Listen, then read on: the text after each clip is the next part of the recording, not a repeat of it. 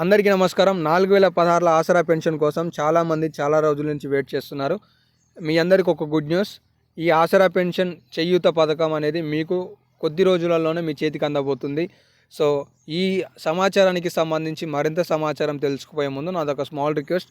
ఈ వీడియోని ఒక లైక్ చేసి సపోర్ట్ తెలియజేయండి. అలాగే ఇన్ఫర్మేషన్ మీకు నచ్చితే ఖచ్చితంగా వీడియో కింద కామెంట్ సెక్షన్లో గుడ్ ఇన్ఫర్మేషన్ అనేది తెలియజేయండి.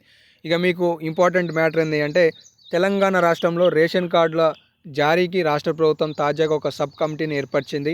ఈ సబ్ కమిటీ ముఖ్య ఉద్దేశం ఏంటి అంటే, తెలంగాణ రాష్ట్రంలో రేషన్ కార్డుని ప్రవేశపెట్టి ఈ రేషన్ కార్డు ఆధారంగా రైతు భరోసా కావచ్చు, అలాగే పూర్తి స్థాయిలో ఆసరా పెన్షన్ కావచ్చు, అలాగే మహిళలకు అందించే 2500 కావచ్చు, ఇంటికి 3 ఉచిత గ్యాస్ సిలిండర్లు కావచ్చు, గృహలక్ష్మి పథకానికి సంబంధించిన పథకం లబ్ధి కావచ్చు, ఇవన్నీ కూడా రాష్ట్ర ప్రభుత్వం అందించాలని ఆలోచన చేస్తుంది.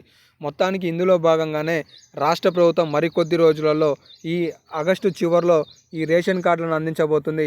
సెప్టెంబర్ నెలలో మీకు 4016లను కూడా రాష్ట్ర ప్రభుత్వం పథకాన్ని ఈ రేషన్ కార్డు ఆధారంగా కొత్త గైడ్లైన్స్, కొత్త జాబితాను, కొత్తగా దరఖాస్తు చేసుకున్న వాళ్ళకి కొత్త పెన్షన్లను అందించబోతుంది.